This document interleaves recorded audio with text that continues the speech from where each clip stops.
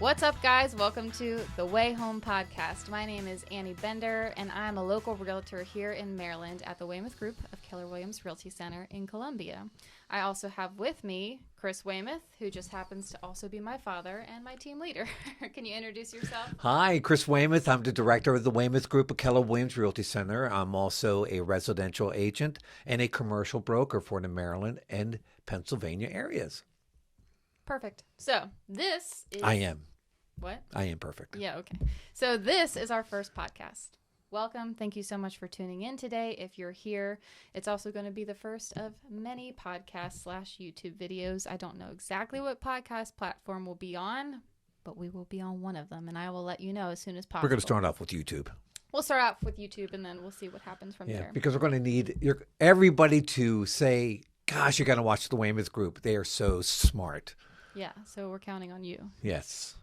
And our guests. We're going to have really smarter guests on, too. That's what I was going to say. We're going to try to get some awesome guests on here for you. We already have one lined up already, who is Frank Luber. Mm-hmm. Can you tell us just a little bit about Frank Luber and why he's so special? Yeah, he's a dear friend of mine. He's also happens to be your grandfather and my wife's dad.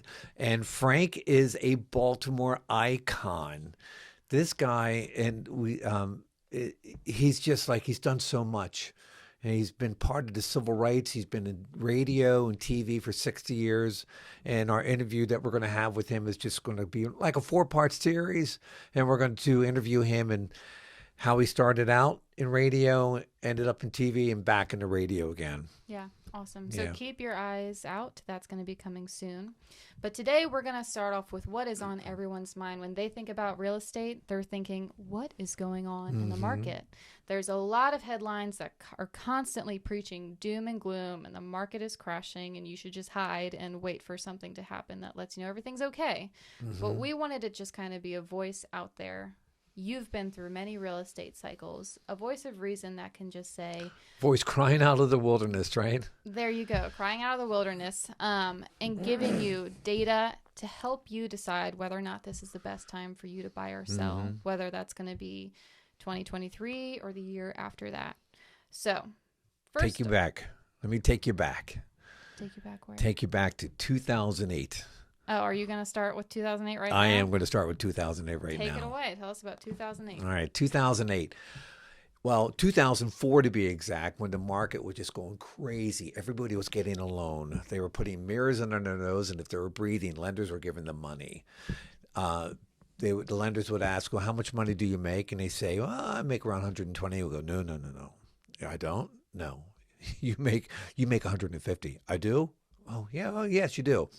So they were getting these loans in which they should not have gotten these loans. And in most cases, in order to qualify them, they were giving them loans on adjustable rate mortgages. They weren't going 30-year rates or for 15-year rates. And so what happened on these 1-year ARMs and 5-year ARMs, as they started to adjust, the payments went up because the interest rates are going up.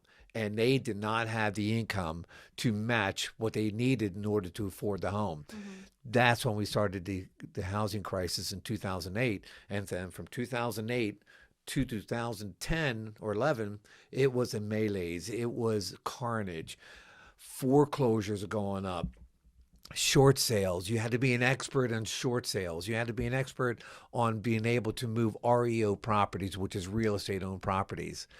And you just saw that the sellers, your parents, we went through that where we saw that the market was going really nuts. And that had a profound effect upon you as a generation. Would it not? You saw that. You saw that things were going on.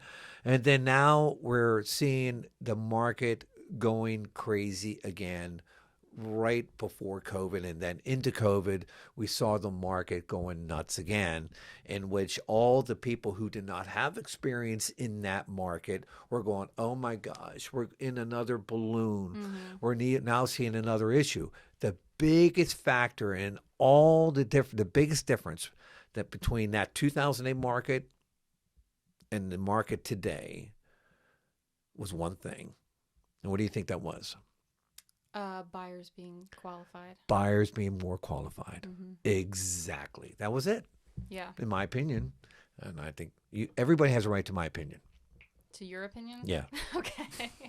It's a great opinion. So 32 plus years in real estate.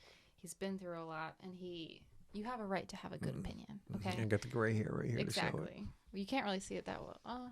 Just a little bit. Okay. So typically, the increase in home value year over year is about 2 to 7%, somewhere in that range. Typically, it's 4. Fair is a 4 is a 4. Well, that would be in the middle. Yeah, and that's one usually would quote would be Yeah. 4.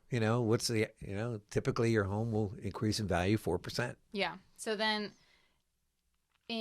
once we hit 2020, we started seeing increases of around 10% to 14%. Crazy. And then it was May 2021. The median home value was up 25.7% compared to the year before. So home prices just spiked these past few years. And I just wanted to ask if you remember, do you remember what happened to median home values after 2008, like shortly after? Yeah, they crashed. Do you remember the percentage? About the same amount of the increase we're seeing today. Really? Yeah, and it took a long time and we would always look at the 2008 numbers. And so when we started marketing homes again, like around 2012, at that point, I remember 2012 on up, we were always using the gauge of 2008 or the 2004 values as the earmark, as that value that we wanted to try to hit again. Yeah. And it took a long time, and it got to the point where the first homes that started realizing the 2004 values was new construction. So the builders were enjoying that. And why was new construction getting the benefit of the higher pricing than resale? You're getting everything new. Yeah. New appliances, new roof, new HVAC systems. You're not buying other people's funk. Yeah. New toilets. Yeah, new toilets. Yeah, you walk into a home. Walk into your home after a vacation for a while, and you walk in the house, you go, oh my gosh, my house smells like that. Yeah. And so we call it the new house smell. And that's what the builders were able to get that pricing. So they were the first ones to realize the 2004 pricing. And then you had some ups and downs through that time. And then when COVID hit, boom, game on. Prices just started going all over it again. Crazy. Yeah. And that was all because of lack of inventory and a very strong qualified borrower who not only needed, but realized the benefit of buying. They didn't want to rent anymore. They just saw at the end of the year, all they had in their hand is 12 canceled checks. And instead of the ability to write off interest and things like that. Yeah. And so comparing and getting equity, I'm sorry. Yeah. As far as the buyers, you talked about how in 2008, because the buyers that led to the 2008 crisis were not qualified. They weren't. And so when they had their, you said, adjustable rate mortgages and things like that, when the rates went up, the buyers couldn't pay. And you saw a lot of short sales and foreclosures, right? So today, the buyers that we had for the past couple years were very, very qualified. And a lot of them had more cash. We saw a lot of millennial buyers. And then there was also buyers that were more so in the retiree age range that had a lot of cash. So you had the two of those competing against each other. The millennials who said, these are great rates. I'm ready to buy a house. I'm ready to be done renting. Going up against the people who were very cash heavy. So all of a sudden, there's 10 offers on a home, and one of them is paying $50,000 over asking, all cash. Carnage all over again. Yes. So it's a new kind of crazy, where these buyers were just trying to figure out what to do. What do I have to do to get this house? So they were willing to waive things, take on more the normal, risk. Sane contingencies of home inspection, the normal appraisal contingencies. Lenders were giving like a thumbs up, but very wary thumbs up on, you can afford it. But because the people had so much cash, they can make up the delta between the appraised value and the sales price if it underappraised. Yeah. So it was a little bit crazy. It was hard trying to guide buyers in that time because you knew it was new territory. It was new territory for a lot of real estate agents. I mean, you're going through this process with them, and you're providing them with the comps. You're saying, look, we have a good feeling this will meet value, or look, if you're paying $30,000 over, you're going to be paying that $30,000 in cash. Like, I'm just going to tell you that.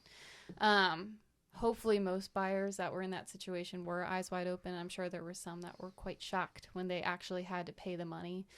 But yeah, the buyers wanted homes, though. They had to do whatever they it took. wanted homes, and it was a lack of inventory. And what draw them to buying these homes is the area here. Yeah, this is where the market was just going crazy. Now, it happens everywhere in the country, but we saw that, for instance, we bought an investment home in Florida, and, the home prices there were going up. It's same value here in Maryland, but, we bought for the same home that we bought in Florida for the mid fours would be the same home up here would be in around the mid sevens. Yeah. Absolutely crazy. But they were still seeing that increase in value. Yeah. So the craziness is happening. Spring 2022 just really took things to a whole nother level, where it was just absolute craziness representing buyers, because we called it a stupid market. It was stupid. It was absolutely stupid. And there was like a list Not that buyers or sellers are No, stupid. the buyers are not stupid. Sellers were not stupid. But just what they were having to go through was just nonsense to try to get a house. There was I remember a list that we would provide people with. None of this is required, but here are some things that other buyers are doing that are winning offers. And 80% of the real estate agents in that market who are advising buyers and sellers had not gone through a market like that. True, yeah. A lot of new realtors 80% entered the market. And I went through these markets. I saw it, and I was just like, here we go again. Yeah. But it was different, and you had tremendous you brought tremendous value to your buyers, in that you had us, to lean on to get that advice. Yeah. So you walked through this minefield of this market with such tremendous confidence, and the reviews that you got were just incredible. And good on you, Annie. Oh, thank you. Yeah, you did a great job. There's definitely a benefit to being on a team, and definitely a benefit on being on a team with 32 years of experience. I know a lot of agents just entered the market, went to do it themselves, and then found themselves or they were calling me. Or calling him at 9:00 at night. So, so it was a lot of new things were happening. We have new agents entering the market for the first time, advising buyers in a market that we had not been up against before. So it was just hard to wrap your head around. And then things kind of came to a halt, I would say, when we saw interest rates go up this summer. A lot of buyers were having... Well, pause, or, kind of like slowing down, but not a halt, but the brakes were being tapped, no doubt. Yeah. So there was a shift. That's what we like to call the it. shift. That's our favorite real estate term, is there was a shift in the market when we saw the change in the interest rates. I know a lot of buyers that I was working with and still am working with had to rethink their budgets. People were trying to buy as soon as possible because they knew the rates were going up. So they wanted to lock in around the 5 range before things went up even higher. And their acquaintances, friends, parents, and relatives who went through the last market were advising them, oh, don't do this. Yeah. Not realizing it is a completely different market as to 2008 compared to today. So let's talk about that, because that's what's on everyone's mind. They're seeing interest rates are being at levels that we haven't seen in a long time. They're not necessarily not normal, but after going through... Can I say something really? Yeah. You know what my first interest rate was when I bought my first home? Was it like 18? 18.5%. Yeah, good times. Yeah. Well, it's relative. The mortgage was only $40,000. Yeah, yeah. I actually have, and I'll put this graphic up on the video now. And I'll show this to you, but this is showing interest rates over the past 30 years and just how they've continued to pretty much go down over the years, and relative to, home prices going up. So it all kind of makes sense. But now we're seeing where interest rates were at a manageable level for people, and then all of a sudden they're going up to a range that makes what they were looking for in a house. It was a single family house, 4 bedrooms, and they could afford that monthly payment.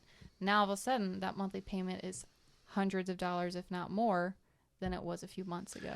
The rates we had before were just, I think they were a gift. Mm-hmm. And the buyers who took advantage of that at that time, God bless them, because, you know, I don't believe that we'll ever see those rates again. The 2s and everything. Yeah, really. The seminar we just saw where the speaker was saying that he had access to 1.78 interest rate. Yeah, that's wild. Yeah. And so the Fed was doing that. And why was the Fed doing that? Why was the Fed basically giving away free money? They were giving the free money away to the banks to stimulate the economy. Mm-hmm. They just wanted to, we saw that they were hoping that the sellers would be more motivated to put their houses on the market with a higher demand. Mm-hmm. And sellers are thinking, okay, I'll do that. And then prices just went crazy. Yeah. They went over, it's just unbelievable. And then, but the sellers were thinking, all right, if I put my house on the market, where am I going to go? Yeah. So that put a tremendous amount of pressure on the market. So what they did, they stayed home, they fixed up their home, and buyers were forced to rent. Mm-hmm. And when you have then what happens then is that investment goes up. You're seeing these investors going out there and buying these homes. They used to typically, in a market where the interest rates were, you know, fair, they were flipping homes and people were buying them. Then as the rates started going up even more, buyers wanted to, they could only rent. So now these investors are holding. Mm-hmm. And so you saw that phenomenon going on. Investors are coming out of the woodwork. And we're also going to see a market shift in that soon too in multifamily. Mm-hmm. And I'll save that for another podcast, okay, because I'm very much involved with multifamily acquisitions. And what I was seeing about a year and a half ago of this new money coming in and buying multifamily, and what I predict is going to be happening in multifamily here in a couple of years. Well, we'll definitely have to do a podcast on that. Mm-hmm. So let's jump back to the shift in the market that we were just talking about. A lot of buyers started to rethink their budgets. They started to rethink purchasing a home in general because interest rates were rising. Can you talk about what caused that? Yeah, inflation. Mm-hmm. Inflation, what was happening is that the first thing you started to see were grocery prices going up. Oh, yeah. And then gas prices going up. Those were a couple of things that weren't really measured in the inflation. When they were measuring inflation, those were things that they weren't using as factors. However, new construction, give you an example, new construction was just, besides the impact fees year over year that builders have to go through, mm-hmm. In Howard County, a permit was in 2021, a 2,500 square foot home, the permit was around $25,000. The very next year, that same home was $60,000. Wow. Impact and permit fees. Wow. It was just nuts. Then when the builder was going to Home Depot, they used to get these 2x4s for $2.80. And then the next thing you know, that 2x4 is $8 and $10. Yeah. Plywood. A sheet of plywood, they used to be able to get a sheet of plywood for just a little bit over $10. Then that same sheet of plywood was $60. Those are things that the consumer typically doesn't see. Yeah. They're not there. They're looking at lumber like that.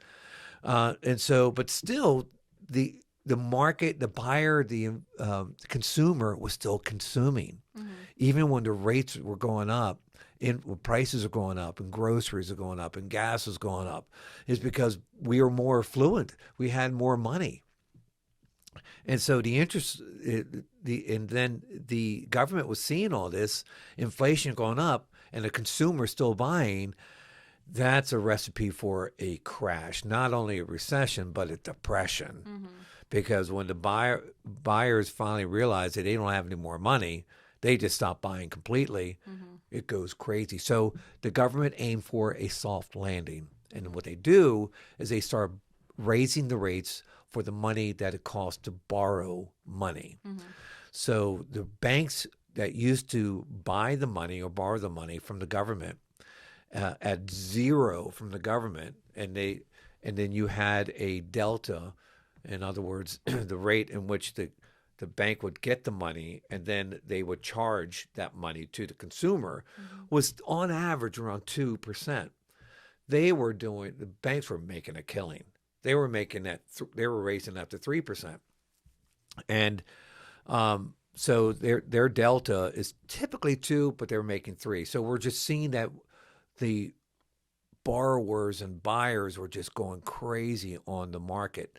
Then the shift happened, and when the shift started to happen, as the inflation started happening with the COVID and supply chains being disrupted, the government saw that, so they start raising interest rates, and they're still borrowing. I know I'm repeating myself, but they still were borrowing, and they kept on raising the rates, And now the government is starting seeing the effect. The consumers are slowing down their purchasing. They are slowing down a little bit. So they're hoping to get that soft landing. Some people say we're in a recession. Some people say we're not. But that's what's happening. Yeah. That's why rates are going up. Yeah. So where are we right now in terms of interest rates? Well, we're not at historic lows, nor we are at historic highs. And I think I mentioned before, my interest rate was 18% when I bought a home. Yeah. But again, it was all relative. Like I said, $40,000 mortgage. What we are advising, if you have to buy, don't wait. Buy the home. We're seeing home prices starting to adjust. Yeah. They are adjusting. They're coming down. They're still expensive in most cases, right? However, the seller is, going through that mind game, thinking that, all right, there was a chart that we just saw on the Brian Buffini market update. Yeah, the median price during COVID was $418, right? And now it's at $385. Yeah. But back in January, it was like $350. $350. Yeah. So you're still getting 35,000 over the median, and under the median, over where you started from. So we're not losing anything, and the sellers aren't losing anything. And the buyers are getting more picky with homes. They're really getting picky. We're not seeing a tremendous amount of inventory out there. Inventory is not increasing that much because I watch it every day. But the homes are sitting on the market a little bit longer because sellers are still trying to capture that old magic, that old price, and they're not getting it. Yeah, because that's another thing. Like, pricing is fluid. And so you, as a seller and as a homeowner, you don't own the pricing of your house because the market is consistently ebbing and flowing, as you've seen over 32 years in real estate. And so we even just had that in a year where you saw it was $350 in January, and then it shot up to $418, and then now we're at $386. So we're seeing that the market is adjusting. And I know there's a lot of talk of, like we said, doom and gloom, and buyers are saying, oh, we're just going to wait for it to crash. We're going to wait for it to go 25% lower, and then we'll go out and buy a house. Yeah, that's not going to happen. Can you talk about why you think that's not going to happen? The reason why, because the inventory is going to be always low. And it all starts with new construction, in my opinion. Builders are not building as many new homes. The impact is just too much on them. I'll give you a perfect example. I have this parcel of land in which the county is putting so many constraints on the developers to develop this property. And that comes with increased buffers on wetlands is one. And then the other thing is that this is relatively new, trees. And if you see a tree specimen of a certain size, you can't cut it down. You used to be able to cut it down and then be able to replant trees somewhere else. County saying, no, you cannot cut that tree down. So your ability to get lots, so this one parcel had the ability to get 10 lots. Now we're lucky to get 3. Because of the trees. Because of the trees. And also but the increased buffers of wetlands. Okay. Yes. Very interesting. So that's the reason why it really starts with new construction. When you see economic reports, they always talk about builder permits and builder starts and builder sales. that, in my opinion, is the bellwether. That is what really, when I used to do sailing, I would be controlling the jib sheet. Now I'm out on the trapeze, and I had to always watch these little black strings on the sail to make sure that that sail was at full capacity. And the builders are the little cattails in this market, and those strings are called cattails. The builder starts, builder permits, builder sales are the cattails that that these economists use in many cases to see where the residential market is heading. And so we're seeing a lack of inventory of new construction. Yeah. And that has a tremendous impact on resale, on pricing and inventory. Yeah. Especially where we are in Maryland, we're in a hot market, and a lot of that is just based on the really good school systems that we have here. There's always employment, IT, government, and healthcare. Yeah. We're in a really hot area that tends to attract a lot of people from all over the world, essentially. So I feel like when it comes to market shifts, we tend to feel them a little bit less. Yeah. We're in a little bubble. Yeah. Going back to Brian Buffini, he was saying, and Dr. Lawrence Yun of NAR was saying too, that NAR economist, yes. Nationally, the market, their predictions for 2023 is it's really just going to stay pretty steady for the most part. There will be some markets. One that they touched on was San Francisco, where you'll see a pretty large dip in pricing, but for the most part, because they have nowhere to go but down. Yeah. San Francisco market is just crazy. I said stupid market here. In there, it's just insane. Yeah. Yeah. Yeah. So. And plus, they're having their social issues over there, was going to have a tremendous impact on people moving out. Yeah. And when they move out, that has an effect on pricing. Yeah. And I can even show there's a map that Redfin has as well. They do a lot of research and data, but it talks about the inbound and outbound states, and Maryland happens to be one of the states that people are consistently moving to. And it's not, I feel like, talked about as much as compared to like Florida and Texas, things like that. Yeah, and you would Tennessee. think, and you think about that's a great point, because we're a highly taxed state. We are a high tax state. Yeah. And it is expensive to live here. It really is expensive to live here. But we have a lot of real estate agents from around the country where their average price that they have for a home is like around $230,000, $240,000. So if they'll sell maybe, they have to sell 100 homes in a year to match the income that we have around here by just selling 20. Yeah. So they also like, oh gosh, I wish I had your market. Yeah. So for 2023 predictions, I know some of what we'll talk about is what Brian Buffini was just talking about and Dr. Lawrence Yun, because we agree with them.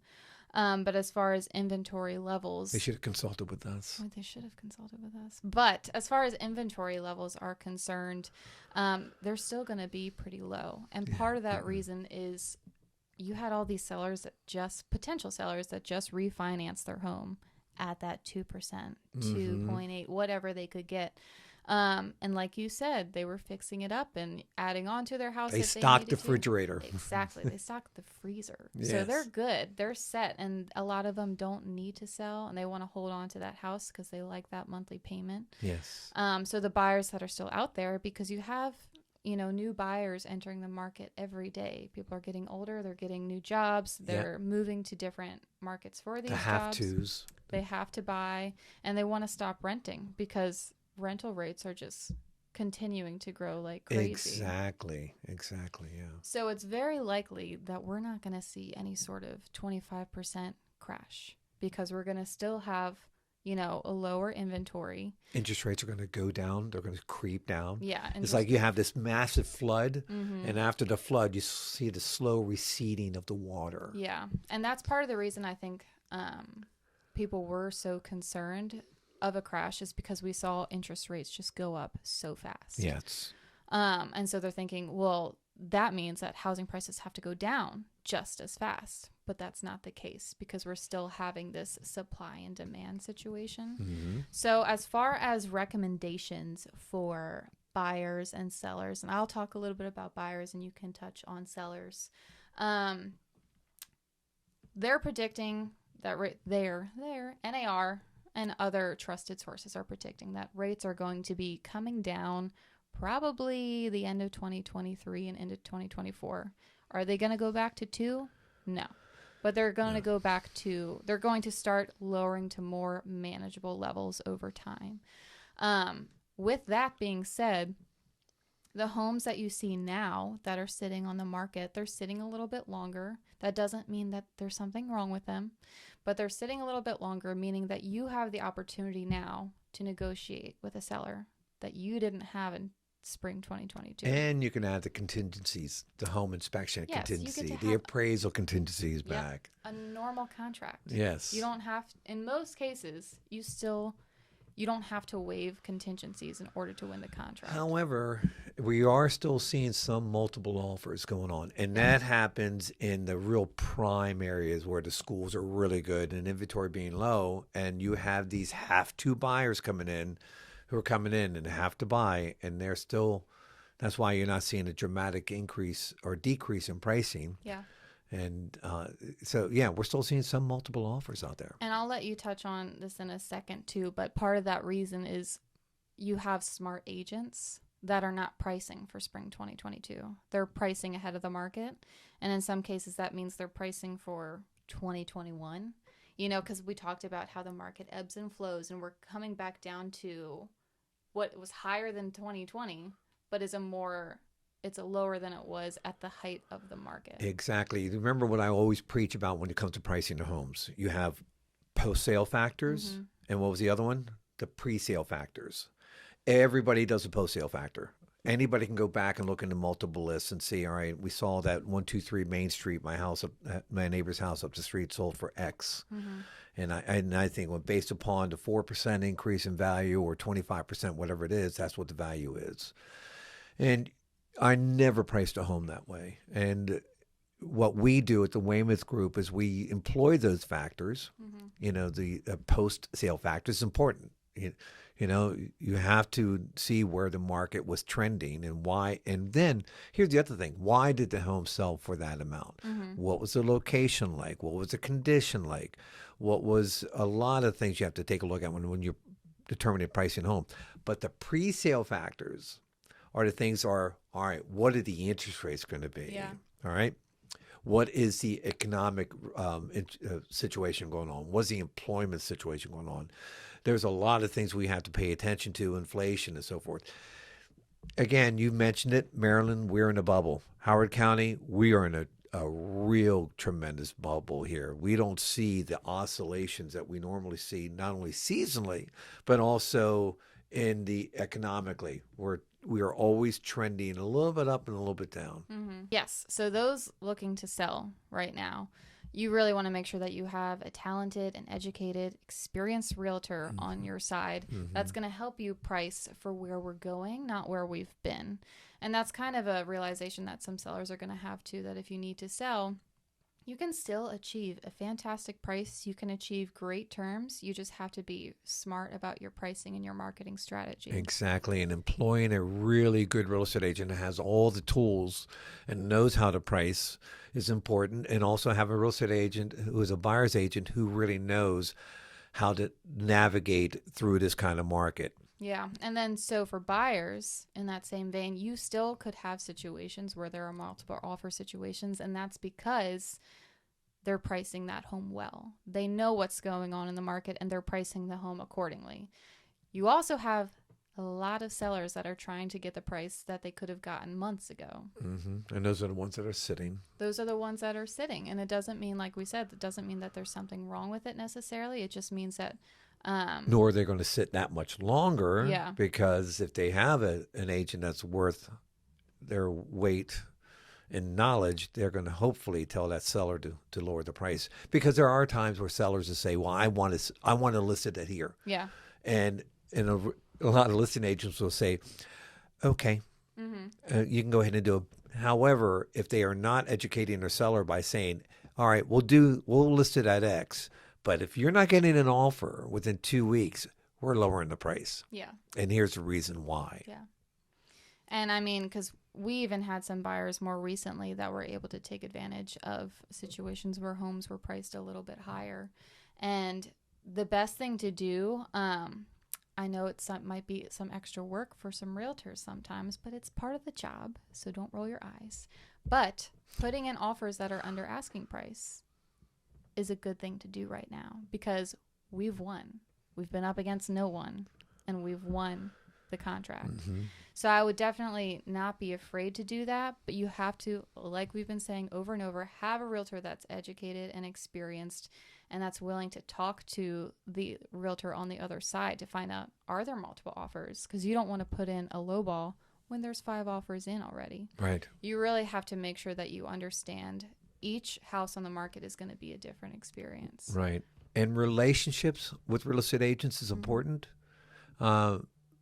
We have a very good reputation out there. Mm-hmm. So there have been many times with the agent on the other side saying, oh, you got to go with the Weymouth Group. They really know what they're doing. Mm-hmm.